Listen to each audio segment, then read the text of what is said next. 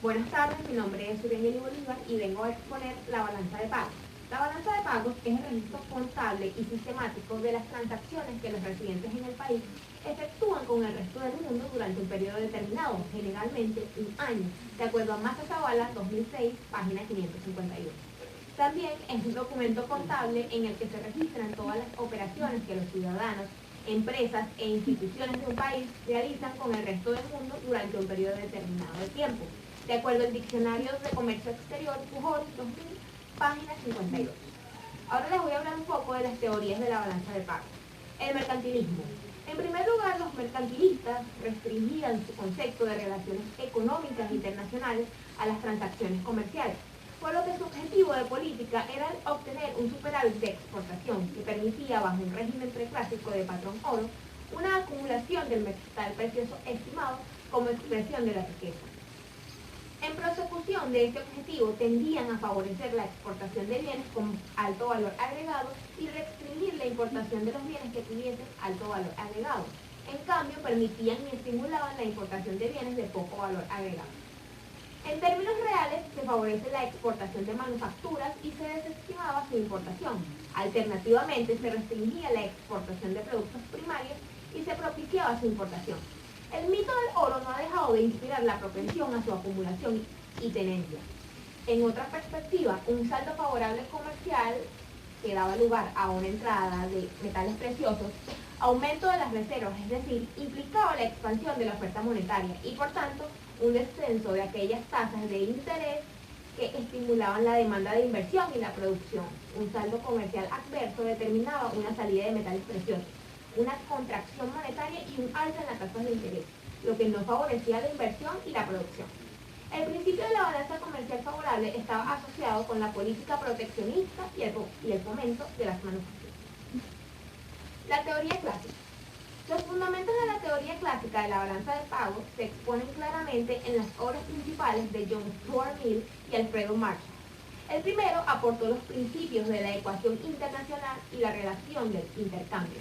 El costo de adquirir mercancías importadas es el de las mercancías que se exportan para ser pagadas. Todo comercio, inclusive el internacional, es un trueque. La ley de la demanda internacional que rige el comercio consiste en que los productos de un país se cambien por los de otros países a los valores necesarios para así equilibrar las exportaciones con las importaciones.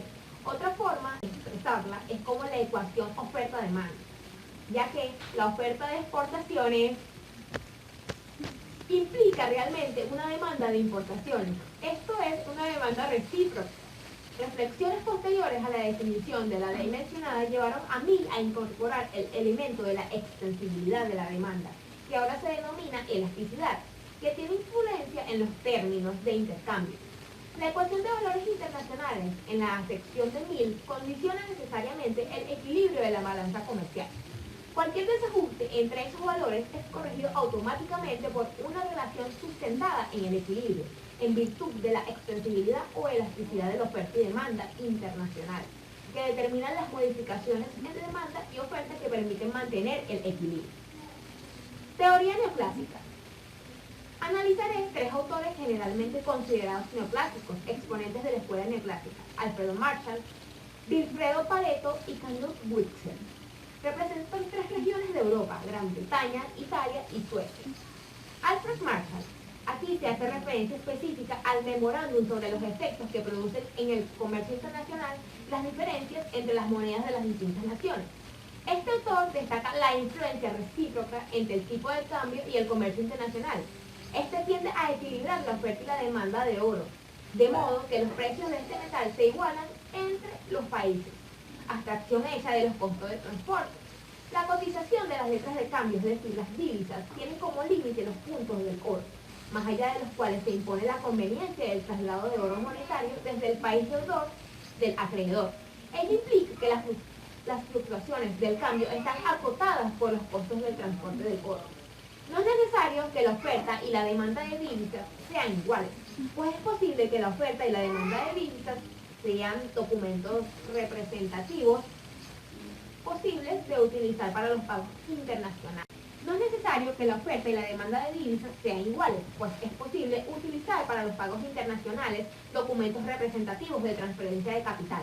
Así, la balanza de pagos registra, además de las transacciones comerciales y los servicios correspondientes, intereses o utilidades sobre inversiones hechas con anterioridad, transferencias personales, movimientos de capital y gastos del gobierno, entre otras transacciones. Cuando se dice que un aumento de importaciones afecta favorablemente al tipo de cambio, se supone la condición ceteris paribus, es decir, que los demás factores no varían.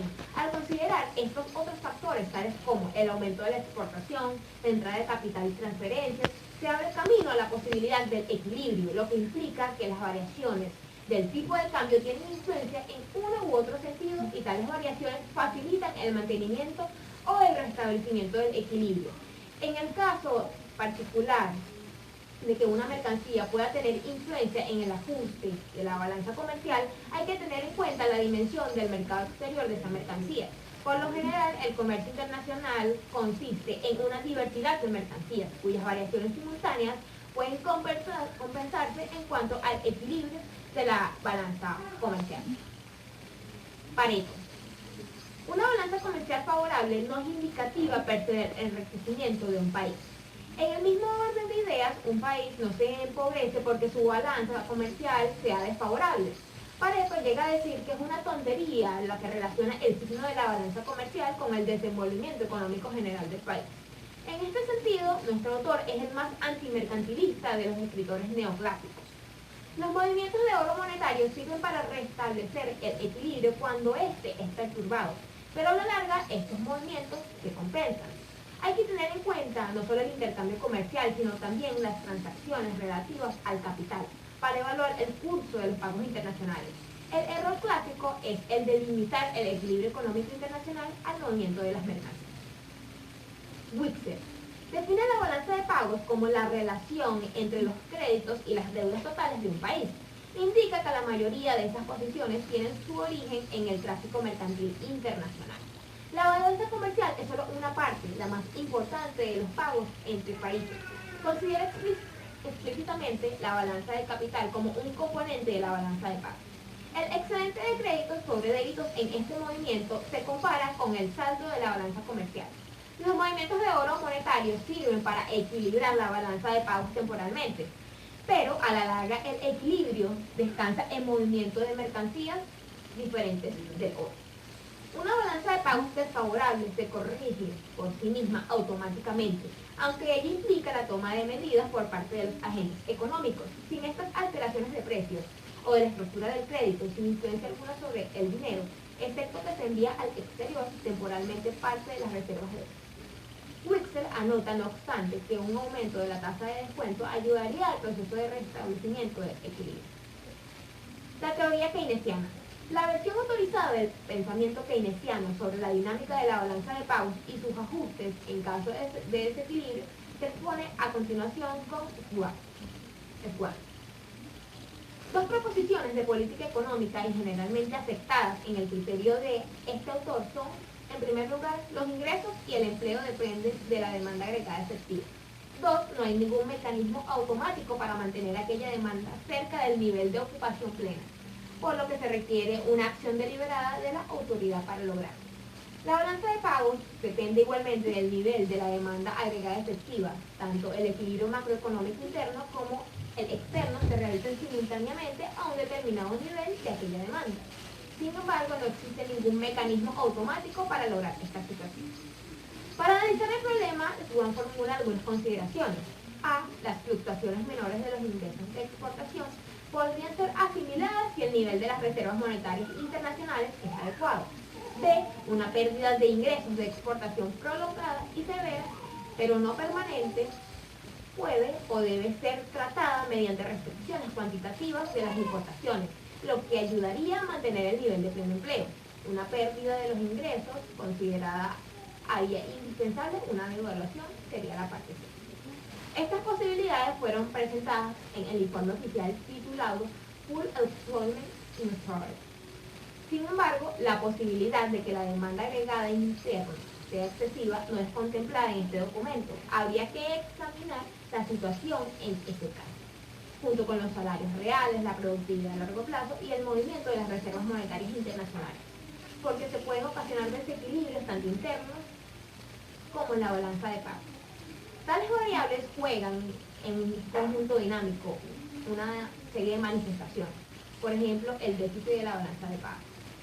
Estructura de la balanza de pagos. La balanza de pagos está integrada por tres cuentas fundamentales: la cuenta corriente, la cuenta de capital y la cuenta de errores y omisiones. La cuenta corriente a su vez se divide en subbalanzas. En primer lugar estaría la balanza de servicios, la balanza de mercancías, la balanza de rentas y la balanza de transferencias corrientes. Y la capital se dividiría en transferencias de capital y también ventas de activos no financieros. Por último tendríamos la cuenta de errores y omisiones. La cuenta corriente registra el comercio de bienes y servicios, así como las transferencias. Los servicios comprenden fletes y pagos de interés.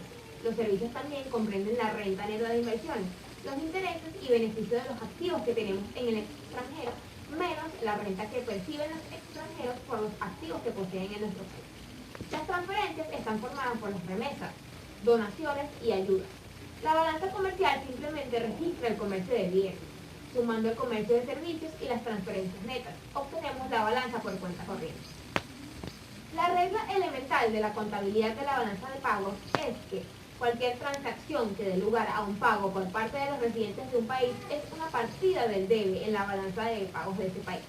Así, por ejemplo, las importaciones de automóviles, las donaciones a extranjeros, la compra de tierra en otro país o la realización de un depósito en un banco extranjero son todas ellas partidas del debe. En cambio, son partidas del haber, por ejemplo, ventas de aviones de nuestro país a otros, los pagos que efectúen los extranjeros por licencias para utilizar nuestra tecnología y las compras extranjeras de nuestros activos. La cuenta corriente muestra un superávit si las exportaciones son superiores a las exportaciones, más las transferencias netas a los extranjeros. Es decir, si los ingresos procedentes del comercio de bienes y servicios y las transferencias son superiores a los pagos por estos conceptos. Esto de acuerdo a Dorval y Fisher. Ahora tenemos la cuenta corriente de acuerdo a Massa Zavala. Él la define como el componente fundamental de la balanza de pagos, porque esta se asemeja a la contabilidad general a un estado de ganancias y pérdidas de la unidad económica que es en verdad un país. Los créditos o entradas de esta cuenta son pagos recibidos por la unidad económica nacional, sus transacciones corrientes con el resto del mundo, valga decir, en su actividad económica ordinaria proyectada al exterior. Estos créditos corresponden a ventas de bienes al exterior, exportación, y prestación de servicios factoriales o no factoriales, exportación de invisibles. Los pagos se efectúan al exterior por concepto de compras de bienes, importación, y servicios recibidos, importación de invisibles, son débitos de la cuenta corriente. La balanza de mercancías está constituida por los registros de exportación, de importación de bienes. La balanza de mercancías está constituida por los registros de exportación e importación de bienes económicos físicos, valorados en la instancia franco-bordo del proceso comercial respectivo con el resto del mundo en categorías económicas, según su función o aplicación de bienes. Tenemos bienes de capital fijo, insumos de producción, bienes de consumo durable, bienes de consumo inmediato o no durable. Por lo general, los países que proceden desarrollarse exportan bienes primarios o de escasa elaboración, obtenidos de procesos naturales como la agricultura, la cría, la pesca, la explotación forestal, la minería y a su vez la extracción de hidrocarburos. Estos mismos países exportan bienes elaborados o en avanzada elaboración como equipos, máquinas, instrumentos de producción, vehículos de transporte o los auxiliares para ensamblarlos en el país, materias primas, etc. En suma, exportan bienes de poco valor agregado e importan bienes de elevado valor agregado. Los saldos comerciales externos, que sería la diferencia entre el valor de exportación y el de la importación, ambos a nivel franco-gordo, son el soporte básico de la balanza de pagos en todas las economías. La balanza de servicios o invisible.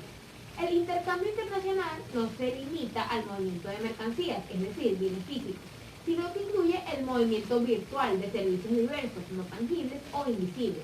En primer lugar, las importaciones deben ser transportadas desde el país exportador, el puerto de embarque, al importador, que sería el puerto de desembarque. Ello implica la prestación de servicios de transporte y seguros. Si estos servicios son prestados por empresas no residentes, su costo se registra como un débito, y si son prestados por empresas residentes, este costo es a la vez débito y crédito, por lo que el saldo es cero. Las estadísticas de comercio exterior registran el valor de la importación a nivel de costo de mercancía más seguro más flete, que sería CIF. Hay que tener en cuenta, además, que la comercialización de importaciones y exportaciones requiere dos servicios de empresas especializados, como agentes comerciales o aduanales, que reciben por este concepto una comisión. Otros servicios internacionales afectan a la cuenta corriente, como postales, telecomunicaciones, consulares y diplomáticos, entre otros. Este conjunto se califica como servicio no factorial. Por separado, dada su índole, se registran los servicios factoriales, prestados por titulares de los factores productivos, del capital, intereses, rentas y utilidades, de la tecnología, regalías u otros, del trabajo, remuneraciones laborales de los residentes. Las rentas incluyen los ingresos o los pagos por la utilización de un factor de producción. Pueden ser de tres tipos: rentas de la propiedad industrial, por la explotación de patentes, marcas o de derechos de autor; rentas del trabajo, como salarios por trabajos realizados por una empresa extranjera; y rentas de inversión, intereses de préstamos, dividendos o alquileres de inmuebles. Por último, tenemos las transferencias corrientes, que son pagos unilaterales de dinero, sin recibir nada a cambio.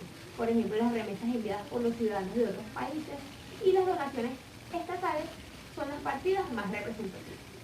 Ahora tenemos nuestra cuenta de capital o la balanza de capital y financiamiento. ¿Qué dice? Las transacciones de un país con el exterior que tienen como resultado una modificación de la posición deudora acreedora, abstracción hecha de los cambios de la magnitud y composición de las reservas monetarias internacionales del país, consideradas, son clasificadas y registradas en la balanza de capital y financiamiento, de acuerdo a Massa Zavala 2006, página 551. La cuenta de capital registra las compras y bienes de activos, como acciones, bonos y tierras. Muestra un superávit, también llamado entrada neta de capital, cuando nuestros ingresos procedentes de la venta de acciones, obligaciones, tierras, depósitos bancarios y otros activos son superiores a nuestros pagos por nuestras propias compras de activos extranjeros. Esto de acuerdo a Dornbusch y Fischer. Estas transacciones están directa e indirectamente relacionadas con las de índole corriente o tienen un carácter relativamente autónomo. Por ejemplo, una empresa del país exporta mercancías cuyo pago se hace a corto plazo, instrumentado con documentos de crédito. Esta operación da origen a dos clases de asiento en la balanza de pagos. La exportación como tal se registra como un crédito o un ingreso de la balanza comercial y por tanto en la cuenta corriente. Y la entrada de documentos procedentes del exterior se registra como una exportación de capital o financiamiento al exterior. En consecuencia, el país aumenta su posición acreedora ante el resto del mundo con respecto al país que importó aquella mercancía. Un caso en sentido contrario sería el siguiente. El país considerado efectúa una importación de mercancías y obtiene crédito a corto plazo para financiarla. La importación se registra en la balanza comercial como un débito y en la cuenta de capital y financiamiento como un crédito. Puede observarse que los signos de las transacciones comerciales y de financiamiento son contrarios. El crédito otorgado por el exportador es una salida en la balanza de capital y financiamiento y el obtenido por el importador es una entrada en esta cuenta. Una exportación de mercancías significa un crédito en la balanza respectiva. Si el país considerado presta el servicio al exterior, el monto correspondiente sería un débito en la balanza de capital y financiamiento, en tanto que el que importa mercancía tiene que registrar esto como un débito en la balanza comercial, en la cuenta corriente. Ahora les voy a hablar un poco sobre lo que serían los movimientos relacionados con el intercambio real. Los ejemplos descritos en los títulos anteriores permiten diferenciar a efectos contables y analíticos dos categorías de transacciones: las que a la par de las corrientes afectan a la balanza de capital y financiamiento y las que no tienen relación definida e inmediata con las transacciones corrientes y se caracterizan de capital o financiamiento. Las primeras pueden ser calificadas como inducidas y las últimas como autónomas. En este párrafo concretaré las transacciones inducidas. El intercambio de bienes y servicios no factoriales se realiza en su mayor parte a crédito, de tal manera que al movimiento de aquellos bienes y servicios concurre uno de documentos de crédito. Estos tienen un típico carácter comercial, generalmente son descontados en instituciones financieras. Casi todos los países tienen bancos o similares cuyas funciones consisten en el financiamiento del intercambio real de exportación e importación y pueden estar constituidos con capitales del Estado o privados o tienen carácter mixto. En la práctica, el financiamiento del intercambio se realiza con el auxilio de diferentes modalidades de pago internacional que se proyectan en distintos plazos. Entre otras, las siguientes: variaciones de depósitos monetarios de residentes constituidos en bancos del exterior, variaciones en la cartera de cobranza de facturas, giros o letras a cargo de residentes de otros países, también para garantizar el pago de importaciones de residentes, de intereses, dividendos decretados o utilidades a favor de los no residentes. Este conjunto no exhaustivo forma parte de lo que se denomina la deuda comercial financiera, que puede ser de bancos, de empresas o de particulares y cuyos movimientos son muy dinámicos. Diferencias de capital. Tenemos que las transferencias de capital se refieren a las transacciones de capital unilaterales, es decir, sin entregar o recibir nada a cambio, como son, por ejemplo, la condonación de deudas de acreedores o los fondos europeos para el desarrollo regional o de cohesión.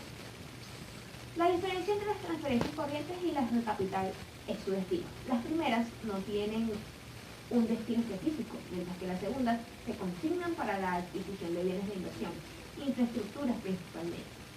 Ahora tenemos la adquisición o enajenación, venta de activos no financieros, como por ejemplo la tierra, los recursos del suelo o la compra-venta de activos intangibles, como las patentes, las marcas.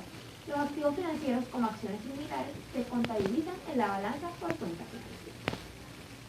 Ahora tenemos los movimientos relacionados con el motivo de especulación. Los movimientos de capital a corto plazo obedecen, según el patrón clásico, a diferencias en las tasas de interés entre los países, supuesta la estabilidad de los cambios internacionales. El capital financiero se desplaza al mercado más barato, al más caro, siempre que las diferencias de tasas sean suficientes para vencer la resistencia de los titulares de fondos a riesgo en mercados y los costos de transacción. En circunstancias de inestabilidad cambiaria, de incertidumbre política o económica, los movimientos de capital a corto plazo están sujetos al riesgo cambiario y por la misma razón o bien exigen una tasa de interés más elevada o asumen el riesgo de las variaciones del tipo de cambio. La incertidumbre, la expectativa de devaluación o depreciación del tipo de cambio y las bajas tasas reales de interés inducen a los residentes de un país a convertir sus haberes de moneda nacional en divisas, aunque las tasas de interés en los mercados de destino sean menores que en el propio mercado.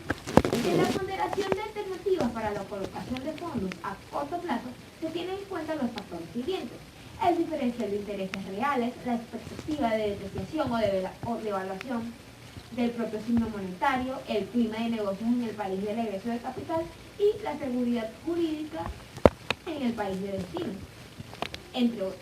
Desde el punto de vista de la dinámica monetaria interna, la tendencia a la salida de fondos al exterior es indicativa de una demanda de dinero en descenso y ello incide en el debilitamiento del valor de la moneda, sobre todo si en esta situación la autoridad monetaria toma decisiones que favorecen la oferta monetaria. La pérdida de reservas monetarias internacionales estimula la salida de capital y los frecuentes ajustes del tipo de cambio, en el sentido del alza, contribuyen a las expectativas de devaluación. Como es conocido, las tasas de interés forman parte del acervo instrumental de la política monetaria para la estabilización del valor del dinero y del nivel general de precios. Ante saldos adversos de la balanza de pagos, la autoridad induce en sus operaciones de mercado abierto o de redescuento una elevación de las tasas de interés, con lo cual persigue un efecto doble. En primer lugar, la retención de fondos monetarios en el país y la atracción de capitales a corto plazo del exterior.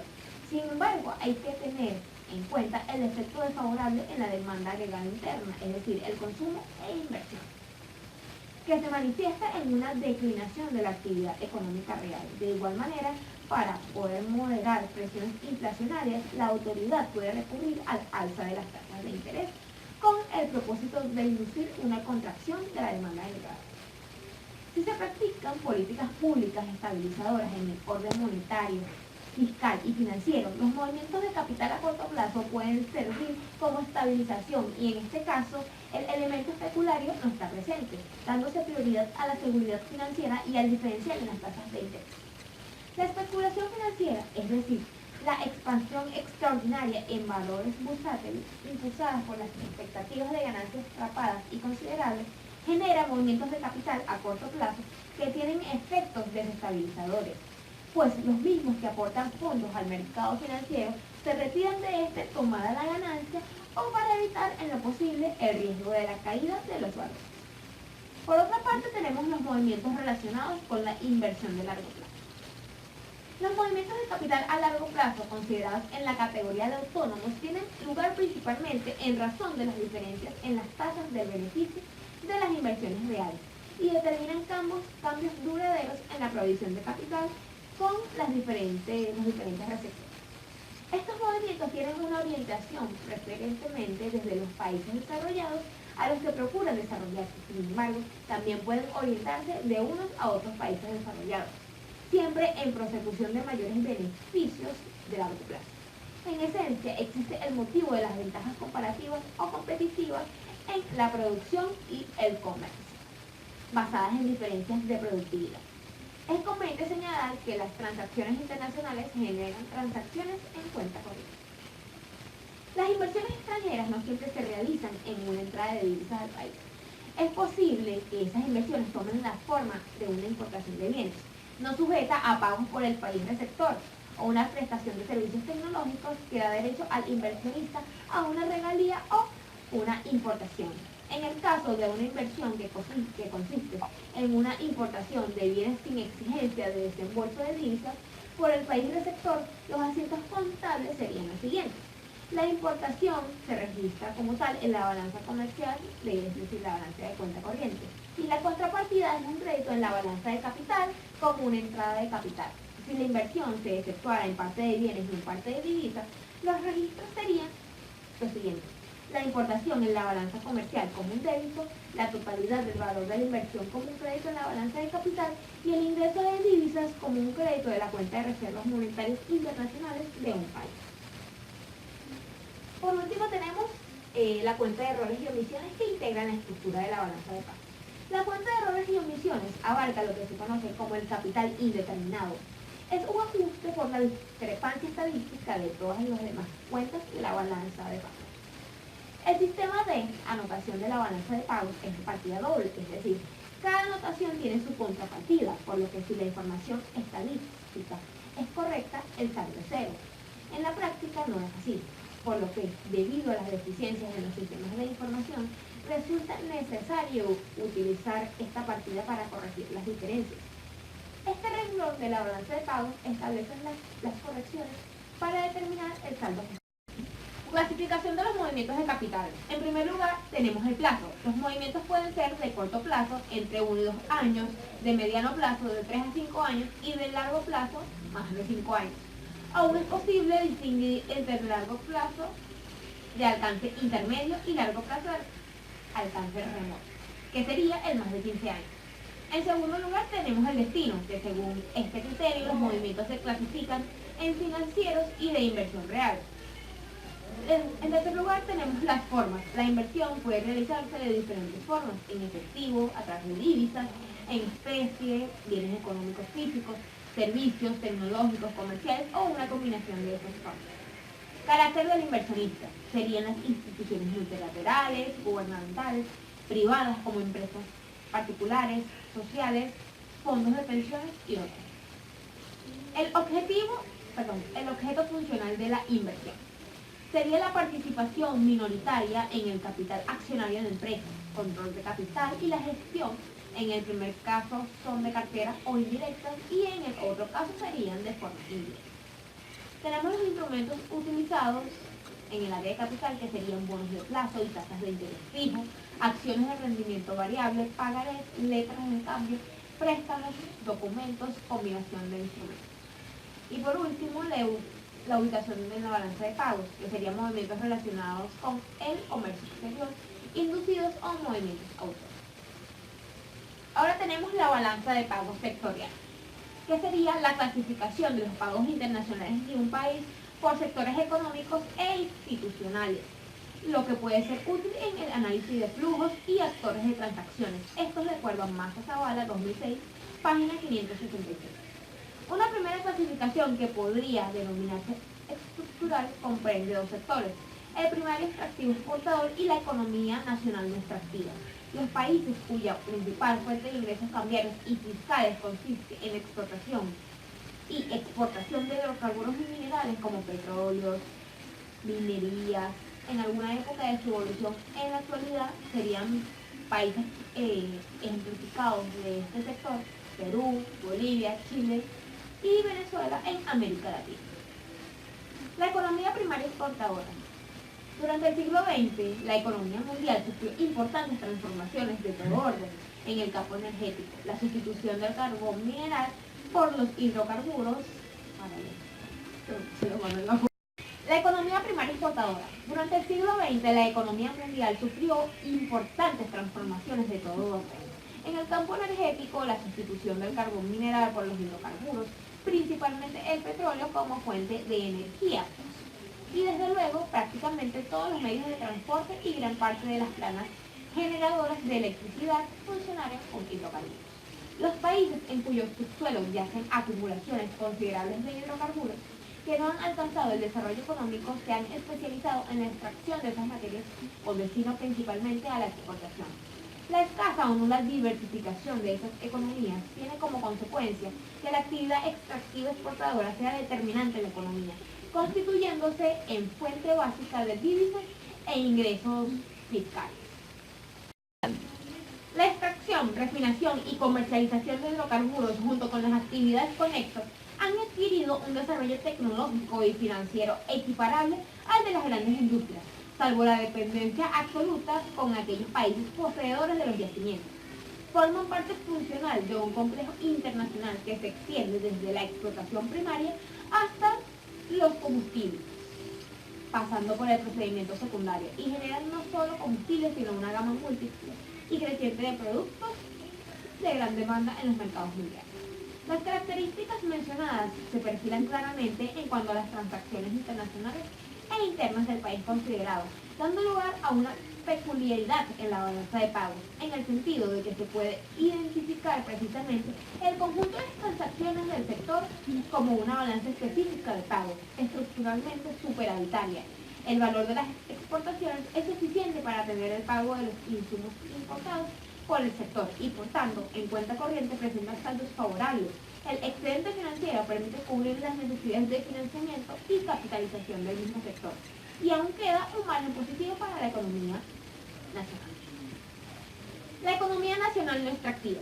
Las restantes actividades económicas nacionales realizan transacciones con el exterior en forma separada de las del sector extractivo exportador, constituyéndose, como se dijo, una balanza de pagos específica, que se presenta como una unidad funcional. Sin embargo, existen relaciones entre los dos sectores que conviene señalar. En primer lugar, las divisas generadas por el sector extractivo, una vez cubiertas sus necesidades, están disponibles para los pagos al exterior del sector no extractivo y significan su principal fuente de la capacidad para importar. 2. La contrapartida en moneda nacional de esas divisas vierte por una parte al gobierno para el pago de impuestos de la actividad extractiva y por la otra al sector privado para el pago de remuneraciones laborales y adquisición de bienes y servicios en el país. Entre las actividades extractivas del país hay que distinguir dos categorías: las de bienes y servicios transables y las de no transables. Las primeras son aquellas que producen bienes y servicios que son o pueden ser objeto de intercambio internacional, y las segundas son las que producen bienes y servicios que por su propia índole no pueden comercializarse fuera del país. Las características del conjunto sectorial es que sus transacciones internacionales es deficitario, es decir, los ingresos que obtienen en el exterior no cubren sus pagos al exterior. La diferencia es cubierta por el saldo activo del sector extractivo exportador. Balanza de pagos del sector público. En las economías en que la industria extractiva fundamental está bajo el control del Estado, donde además este posee y controla otras industrias básicas como la metalúrgica y la petroquímica, en buena medida exportadoras, el sector público tiene una influencia muy significativa tanto en la economía extractiva como en las transacciones internacionales del conjunto. En este caso, el sector público consolidado realiza exportación de bienes y servicios, percibe considerables ingresos en divisas, importa bienes y servicios y acumula reservas internacionales. Por lo general, el saldo de la balanza de pagos externa del sector público es favorable, lo que se manifiesta en una determinada y variable disponibilidad de divisas, con destino al sector privado, que es por lo general deficitario en este sector. Analíticamente, las transacciones corrientes del sector público bajo la condición especial supuesta presentan un saldo favorable o activo, en tanto que las de capital y financiamiento pueden ser favorables o desfavorables, lo que depende de que los ingresos del capital de sus componentes, como la república, las entidades autónomas y las empresas del Estado, superen o no la salida de capital de ellos. Balanza de pagos del sector privado. El sector privado es un componente de la categoría más amplia de la economía nacional no extractiva en la nomenclatura adoptada a estos efectos. Este componente, subsector, exporta e importa bienes y servicios y realiza transacciones de capital y financiamiento de índole internacional. No obstante, el crecimiento siempre insuficiente durante la fase de subdesarrollo de la exportación de bienes y servicios es un importador neto de ellos, y por lo tanto su cuenta corriente en general es pasiva. En cuanto a la cuenta de capital y financiamiento, puede ser activa o pasiva en el sentido de que puede ser un importador neto de capital, lo que es lógico en un país que procura desarrollarse, o un exportador neto, lo que evidencia un desequilibrio de la balanza de pagos que es necesario atender y corregir. La consolidación de las transacciones resulta en un saldo en general pasivo, que es cubierto total o parcialmente por el saldo activo del sector público. Balanza de pagos consolidada. Los dos sectores considerados, el privado y el público, constituyen la economía nacional a todos los efectos. En esta consolidación, el sector público, que incluye lo fundamental de la actividad petrolera, es proveedor de divisas al sector privado, dado que este, aunque incluye una actividad exportadora en crecimiento, todavía incipiente, es esencialmente consumidora de divisas, de tal manera que el superávit externo del primer sector sirve el financiamiento del déficit neto o externo del otro sector. El resultado global de la balanza de pagos depende de las magnitudes relativas de los dos sectores. El superávit del sector público excede el déficit del privado. La balanza conjunta es favorable y por tanto las reservas monetarias internacionales aumentan, en caso contrario se reducen. Por ello, la utilización de tres medios de mucha importancia serían el tipo de cambio, las reservas monetarias internacionales y la política monetaria. Tiene que ser eficiente esta combinación para lograr el objetivo de la estabilización junto con el crecimiento económico. Reservas monetarias internacionales. La cuenta de resultados globales de las transacciones internacionales del país, que registra la sumatoria algebraica de las cuentas corrientes, de capital y financiamiento, y el saldo de errores y omisiones, es denominado técnicamente movimiento monetario compensador y también reservas monetarias internacionales, de acuerdo a Massa Zavala 2006, página 577. Activos y pasivos. La cuenta de reservas internacionales consta de activos y pasivos, como en todo balance. Los primeros están constituidos por depósitos a la vista a plazo fijo en instituciones financieras de primera clase en el exterior, técnicamente divisas. Otros activos denominados en moneda extranjera convertible que estén disponibles para fines de pago internacional sin restricciones, otros en lingotes, barras o monedas, entre otros. El conjunto de activos forma parte de la reserva monetaria bruta del país. Y los pasivos están constituidos por obligaciones exigibles a la vista o a corto plazo a cargo del instituto emisor en moneda extranjera. El saldo entre activos y pasivos constituye la reserva monetaria neta del país. Funciones y funcionamiento de las reservas monetarias internacionales. La reserva monetaria del sistema cumple tres funciones principales. En primer lugar, es una especie de encaje de circulante monetario interno, aunque legalmente esa función no es explícita. En segundo lugar, es un fondo de compensación de los saldos de la balanza de pagos internacionales. Estas funciones están relacionadas entre sí mediante la dinámica monetaria y cambiaria. Un aumento de la reserva implica una ampliación de la base monetaria y a través del multiplicador una expansión de la oferta monetaria, lo que permite, en ausencia de restricciones cambiarias, un aumento de la demanda de divisas. Al mismo tiempo, la expansión monetaria propicia un descenso en las tasas de interés, que estimula la demanda de créditos y en buena medida una mayor actividad económica real. Los fenómenos contrarios ocurren cuando disminuye la reserva, lo que evidencia un saldo adverso en el movimiento de pagos internacionales. Las operaciones de la reserva pueden registrarse en el activo o en el pasivo, o en ambos a la vez. Un aumento de la cuenta respectiva sería un saldo favorable, puede tomar la forma de un aumento de los activos de reserva, o una disminución de los pasivos de reserva, o una combinación de estas variaciones. Un saldo adverso se evidencia en un descenso de los activos o un aumento de los pasivos de reserva. La diferencia entre el activo y el pasivo de reserva constituye la reserva monetaria neta. Funcionalmente puede considerarse que la reserva monetaria está formada por dos componentes. El operativo propiamente como tal, que se abona por la entrada de divisas y se carga por las salidas de estas correspondientes al movimiento cambiario ordinario, y un fondo propiamente de reserva que solo es afectado cuando ese movimiento es deficitario. Desequilibrio de la balanza de pagos. El equilibrio de la balanza de pagos se manifiesta en que las reservas internacionales netas no registran variaciones al cierre del periodo considerado. Esto de acuerdo a Massa Zavala 2006, página 633. Ello indica que los créditos y débitos autónomos de la balanza de pagos se compensan exactamente, en particular con las cuentas corrientes y las cuentas de capital y financiamiento, que están equilibradas por sí mismas, es decir, son iguales a cero. También es posible que las corrientes sean mayores a cero y las de capital sean menores a cero, pero por ejemplo, el saldo de las corrientes debe compensar las de capital.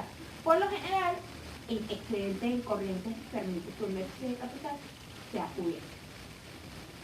Esto considerando situaciones paradigmáticas. Lo frecuente en la realidad es el desequilibrio de pagos internacionales, bien sea activo, superávit, o pasivo, déficit, y el ajuste explícito y directo es una variación de las reservas monetarias internacionales netas. El superávit se presenta cuando la corriente registra un saldo superior en sentido positivo a las de capital en sentido negativo, o cuando excepcionalmente ambas son positivos, también cuando las corrientes son menores a cero, pero los de capital son mayores a cero y este último saldo excede al primero. Un desequilibrio de esta índole es transitorio, no sostenible por los efectos múltiples en las variables internas. La demanda agregada interna, el balanza de pagos y las fluctuaciones económicas. Tres grupos de países pueden identificarse en cuanto a la dinámica de fluctuaciones económicas de carácter recurrente, en periodos medios de 5 a 7 años, denominadas de Juglar, en honor de su descubridor, el economista francés Clément Juglar. Primero, tenemos los países generadores autónomos de fluctuaciones. Segundo, tenemos los retransmisores de las fluctuaciones por su índole de países en vías de industrialización avanzada. Y en tercer lugar, tenemos los absorbentes de fluctuaciones por su elevada dependencia de las relaciones económicas internacionales y desarrollo industrial incipiente. Pagos y las fluctuaciones económicas. Tres grupos de países pueden identificarse en cuanto a la dinámica de fluctuaciones económicas de carácter recurrente, en periodos medios de 5 a 7 años, denominados de Juglar, en honor de su descubridor, el economista francés Clément Juglar. Primero, tenemos los países generadores autónomos de fluctuaciones. En segundo lugar, los que son retransmisores de las fluctuaciones por su índole de países en vías de industrialización avanzada. Y en tercer lugar, absorbentes de fluctuaciones por su elevada dependencia de las relaciones económicas internacionales y desarrollo industrial incipiente. La duración de las fluctuaciones, que antes se inscribía en la escala temporal de años, ahora se reduce a trimestres, de tal manera que dentro de un periodo anual es posible, con evidencia empírica manifiesta, que se observen cambios en la fase coyuntural y los indicadores considerados al respecto, dado el adelanto estadístico y econométrico, los detectan con claridad. Entre los factores principales de las fluctuaciones, además de la inversión privada, hay que incorporar con creciente influencia el gasto de consumo final de los hogares, el gasto público neto. Desde la época de auge de la política keynesiana desempeña un papel estratégico, pero también la política tributaria es significativa, sobre todo como estabilizador. El paso de una fase expansiva a una contractiva con frecuencia no es claramente perceptible. Es observable que algunas variables se adelantan y otras se rezagan y no existen. Como en el pasado, una constelación de fuerzas que determinen puntos o zonas máximas, o mínimos al concluir la recesión. En cuanto a la discusión internacional, sigue siendo una característica que los centros desarrollados generan las fluctuaciones, pero no simultáneamente, y es posible que haya alguna dispersión en este sentido, en tanto que los países periféricos pueden estar sometidos en buena medida a sus propias circunstancias y emergencias. Es paradójica que el fenómeno de la globalización, que deba propiciar una mayor interdependencia de las economías, no sea aún suficientemente favorable a la simultaneización del movimiento económico. Exogeneidad de las fluctuaciones.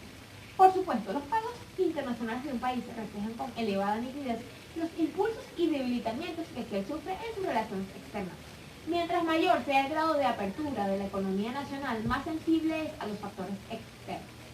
Particularmente, esta sensibilidad coyuntural depende de la composición del comercio exterior. La exportación primaria concentrada en uno o pocos productos está sujeta a la volatilidad en cuanto a precios y volumen, la que se acentúa si la exportación en alta proporción se concentra en un mercado. La índole de la producción primaria exportable, aunque no determinante, es significativa para la que se acentúa si la exportación en alta proporción se concentra en un mercado. La índole de la producción primaria exportable, aunque no determinante, es significativa para la variabilidad de su demanda. Los bienes agrícolas sufren la tendencia declinante de su demanda más en función del ingreso que la de los precios. Los productos del petróleo, si bien la tendencia de su demanda es creciente, están expuestos en sus precios a las contingencias, además de la coyuntura económica mundial, derivadas de hechos tanto económicos como políticos. La importación, por su parte, es una variable independiente del país importador, dadas las elasticidades a este factor y a los precios de importación. La composición de la importación en cuanto a categorías económicas tiene mucho que ver con su comportamiento coyuntural. Si está constituida en buena medida por bienes de producción, equipos e insumos, y sus servicios tienden a ser sensibles a las fluctuaciones económicas, tanto que su componente en bienes de consumo general no sustituible fácilmente por bienes de producción en el país, tiende a ser relativamente inelástico entre los precios y los ingresos. Por otro lado, tenemos la endogeneización de las fluctuaciones. La transmisión de las fluctuaciones económicas internacionales a la economía interior, además de la exportación, se favorece mediante la gestión fiscal, principalmente del lado del gasto interno neto. Parte del ingreso fiscal procede de la actividad exportadora.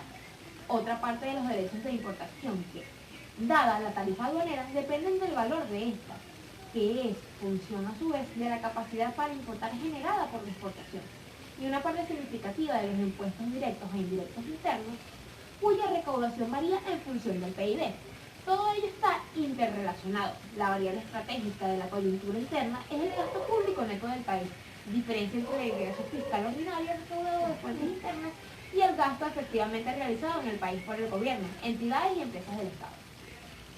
En ausencia de la política o de una política fiscal estabilizadora, la capacidad de gasto depende de las fluctuaciones del ingreso ordinario, sensible a la coyuntura. Sin embargo, el gobierno tiene dos alternativas no excluyentes: recurrencia al crédito público de mediano y largo plazo y creación y mantenimiento de un fondo de estabilización que aumente con la creciente de ingresos ordinarios y se utilice en la fase menguante.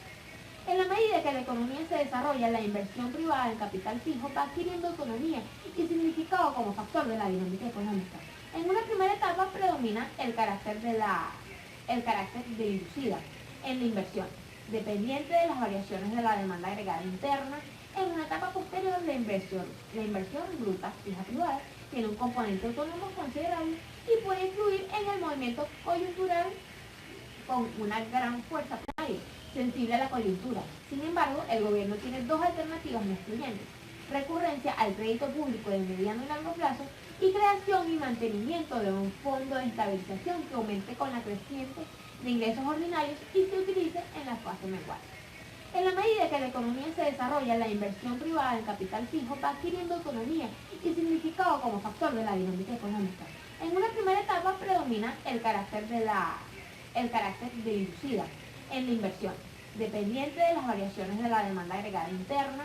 En una etapa posterior, la inversión bruta, fija privada, tiene un componente autónomo considerable y puede influir en el movimiento coyuntural con una gran fuerza propia.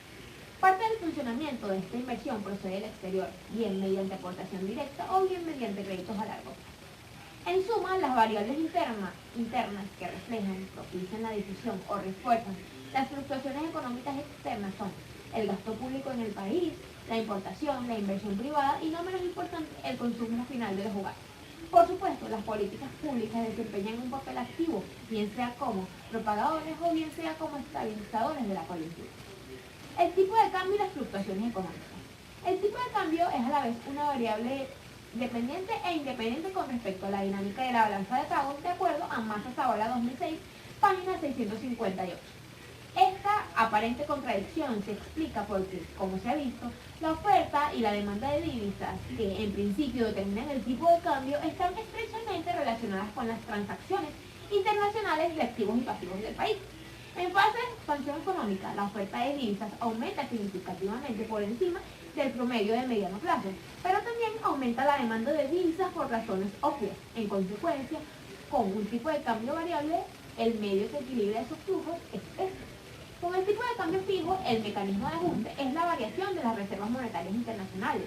Es natural que en la expansión inducida por el incremento de la exportación y no obstante la ampliación de la demanda de importaciones y otros pagos al exterior, el tipo de cambio se aprecie y en la recesión se deprecie. La apreciación del cambio estimula la demanda de divisas, pero si el clima económico interno es favorable a los negocios, no tienen lugar salidas especulativas del capital, con recesión. Y si el ambiente de negocios es desfavorable, además de la declinación de la oferta de divisas y el mercado hay un libre tipo de cambio cambiario, hay que tener en cuenta la salida del capital mayor que la ordinaria y el tiempo de cambio tiende hacia subir. Algunas relaciones económicas internas que en principio determinan el tipo de cambio están estrechamente relacionadas con las transacciones internacionales de activos y pasivos del país. En fase de expansión económica, la oferta de divisas aumenta significativamente por encima del promedio de mediano plazo, pero también aumenta la demanda de divisas por razones obvias. En consecuencia, con un tipo de cambio variable, el medio que equilibra esos flujos es este. Con el tipo de cambio fijo, el mecanismo de ajuste es la variación de las reservas monetarias internacionales. Es natural que en la expansión inducida por el incremento de la exportación y no obstante la ampliación de la demanda de importaciones y otros pagos al exterior, el tipo de cambio se aprecie y en la recesión se deprecie.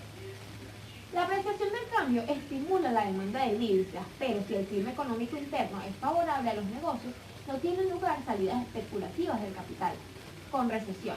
Y si el ambiente de negocios es desfavorable, además de la declinación de la oferta de divisas y el mercado hay un libre tipo de cambio cambiario, hay que tener en cuenta la salida del capital mayor que la ordinaria y el tiempo de cambio tiende hacia subir.